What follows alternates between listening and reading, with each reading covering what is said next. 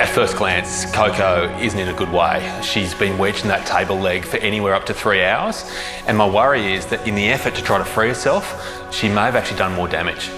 What we're looking at here are the classic signs of a stroke. We're doing the best we can. I know she's doing the best she can as well. I promise you I'm not going to rest until we see some sort of sign of improvement from her. Coming through.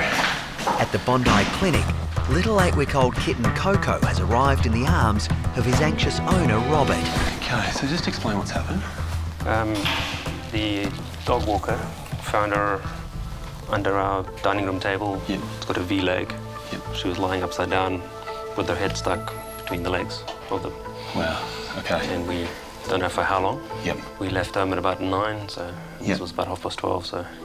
And so it could have been anywhere up to 3 hours. Yeah. My real fear is that she dies, and I have to explain that to two kids that have gotten to really like her a lot. Well, don't really know what we'll do then. And when she was actually freed, what did she do? According to the dog walker, she collapsed. She Yep. went completely limp. And then when she put her down, she just couldn't walk. At first glance, Coco isn't in a good way. She's been wedged in that table leg for anywhere up to 3 hours, and my worry is that in the effort to try to free herself, she may have actually done more damage. When you have two bars pushing in the side of your neck, you can get a situation where either you have all the blood going to your brain but not being able to get back from it, Yeah. or you have not enough blood going there in the first place. Yeah. Did she have fairly straight eyes before? I don't know. The thing is, this left eye is deviated off to the left, whereas the right one is in a normal position. Yeah. Look, structurally, the rest of her feels okay.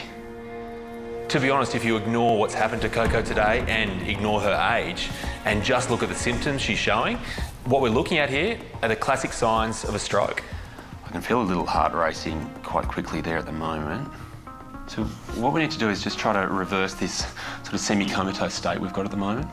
So my feeling is that her brain's gone through some sort of shock there, which is now affecting the rest of her body. What I'd like to do is do two things. First of all, get her on some oxygen just to help stabilise her, but also give her something for the shock, something that's going to take away any swelling that she might have on her brain. My hope at the moment is that it's just exhaustion from her trying to free herself from that table leg. But the big concern is obviously she may have a serious brain injury. I'm just going to sleep over here. At the Bondi clinic, Chris is giving little Coco oxygen to try to alleviate the effects of shock. Coco's body is essentially playing tricks on her. It's panicking, which means she's taking shallow breaths, and shallow breaths just aren't effective enough. The kitten has been found unresponsive after being found wedged in a table leg. She's taking deeper breaths there, which is good. The issue we have with shock is that it's essentially where the body starts to shut down. It panics and doesn't have a normal distribution of the blood supply and also the oxygen in that blood supply. The positive sign at the moment is that Coco's taking deeper breaths. The most effective way of making sure the blood goes to the organs where it needs to go is by giving her a really strong dose of anti-inflammatories. So I'm just going to go into the muscle here. There we go. The hope is that between the oxygen and the very strong anti-inflammatory, we'll find a way to actually decrease the pressure on her brain and actually allow her to fight off the shock she's currently experiencing. So she's breathing a bit more easily there. I might just set up the X-ray and get a quick shot. In struggling to free herself, Coco could have injured her jugular, arteries, or worse still, her spinal cord. An X-ray will allow Chris to check whether the bone structure is still intact.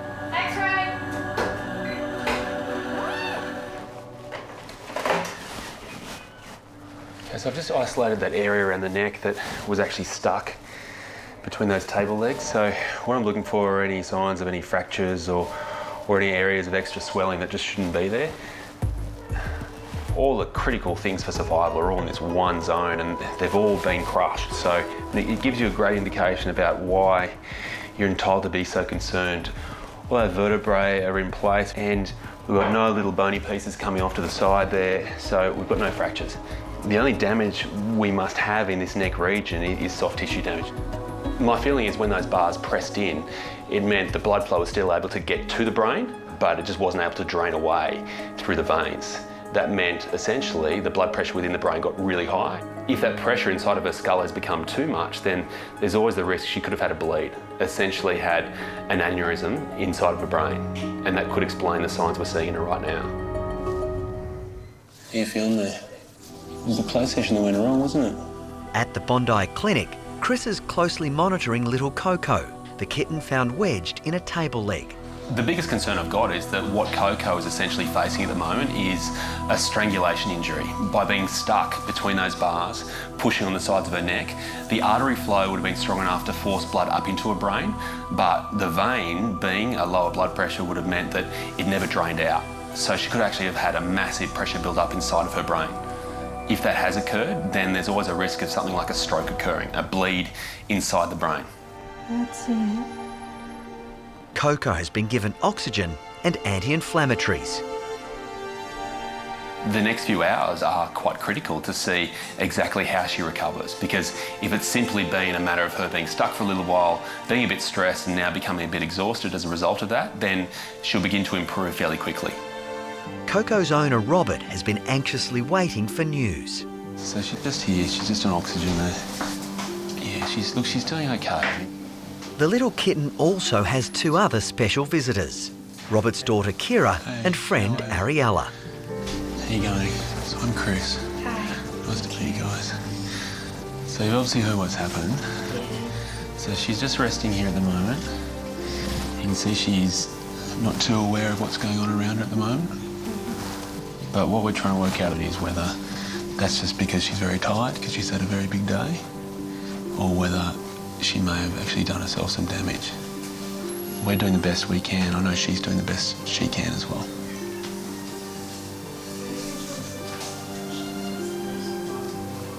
I promise you I'm not going to rest until we see some sort of sign of improvement from her.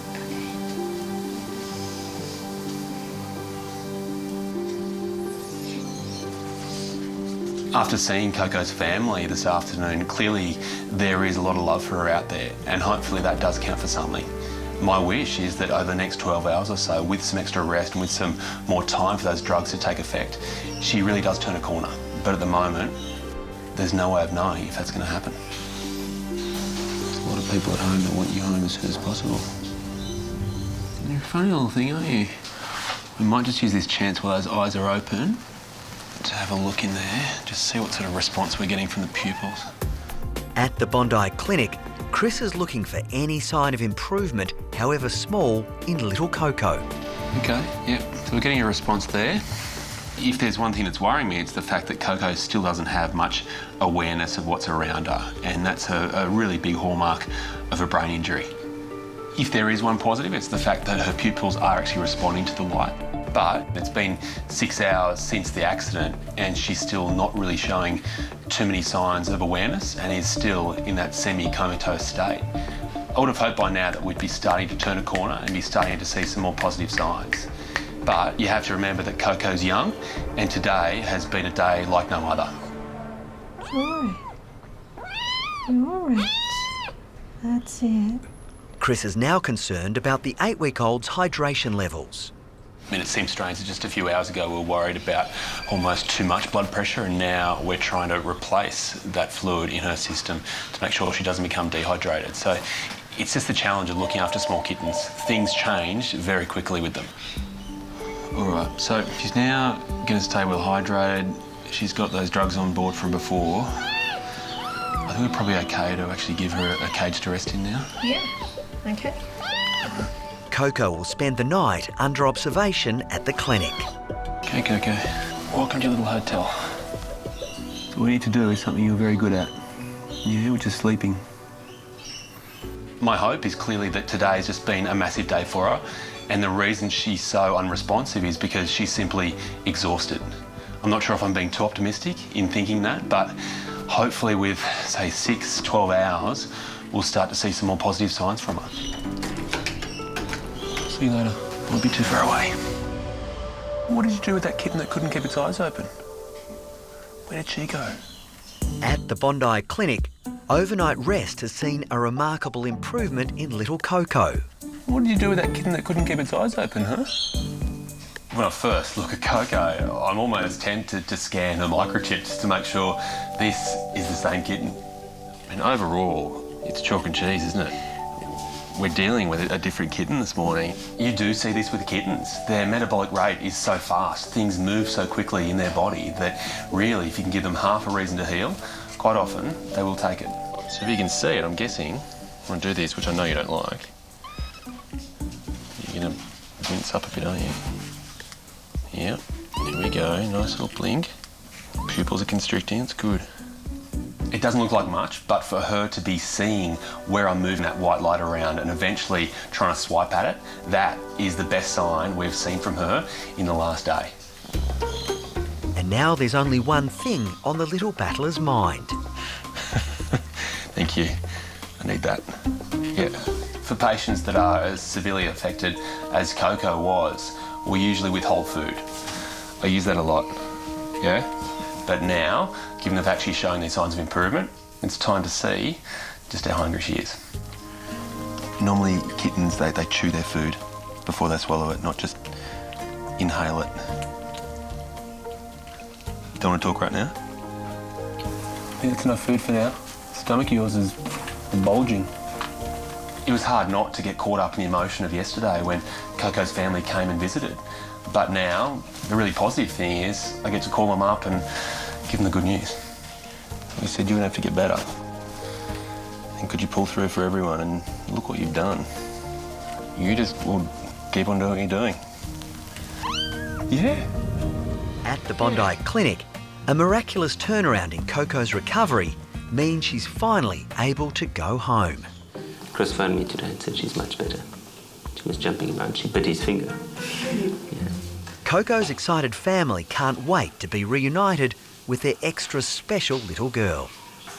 Last night at home was very quiet. We gotten used to a little cat bouncing around. She's quite a nocturnal cat, so she usually wakes up at about 2 o'clock in the morning and goes for a run around the house.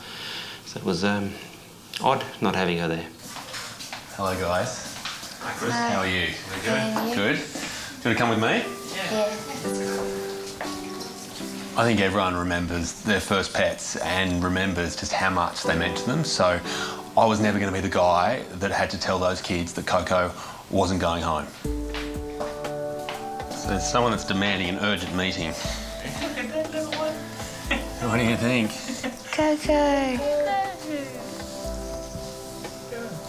What do you reckon? You're a pretty good judge. You know her pretty well. Yeah. How is she doing?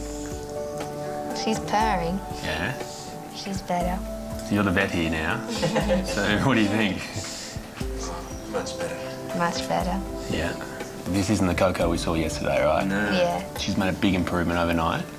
Ultimately, she just needed some time to relax, to rest, and try to get everything back on track. But as you can see, I don't think she's back to 100%, but that's a lot to expect within a day.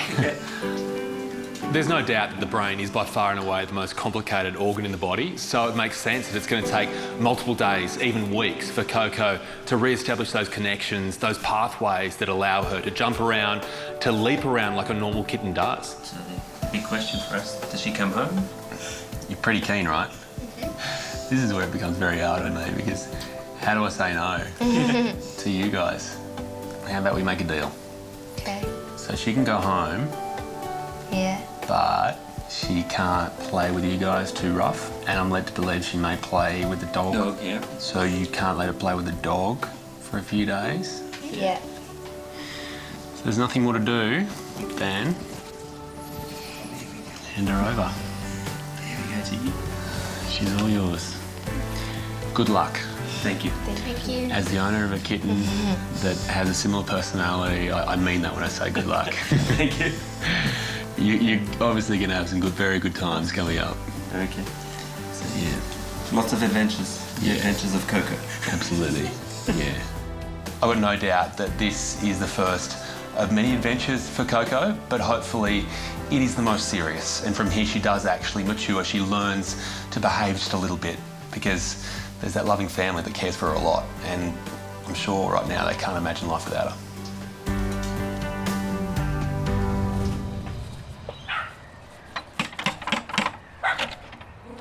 Hello. Hello. Hey, Chris. How are you? How are you doing? I'm It's good. very good to see you. Good to see Hello. you. How you going? I'm almost nervous to ask. Where is she? She is hiding She's hiding. under there. And as for little Coco, she's finally recovered from her nasty fall a month ago and is back to her mischievous self. Oh, look at you. Butter wouldn't melt. When Coco went home, we were all very much aware of the fact it was going to be a long recovery. So I'm keen to see how she's changed. Wow.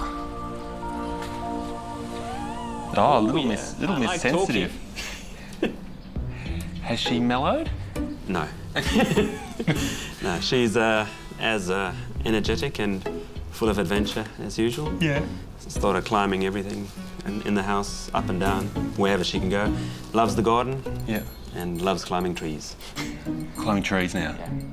Coco loves heights. She climbs all over the house, climbs onto funny places.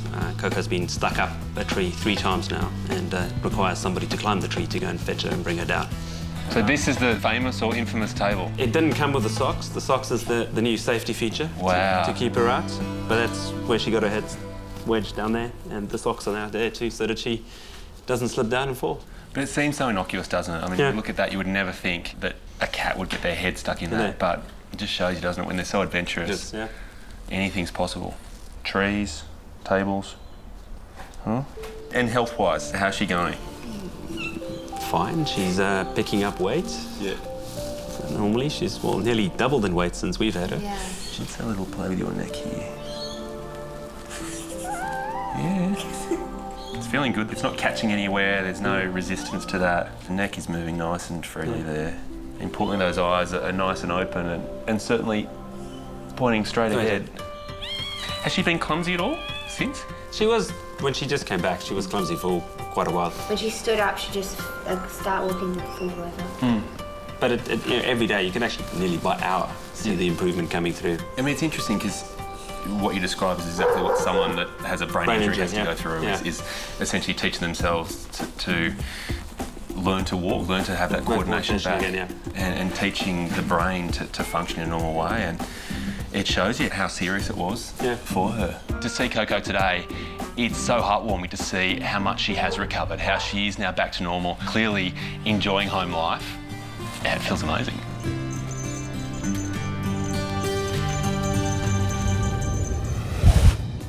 If you guys loved that video, great. Make sure you subscribe to our YouTube channel below. That way.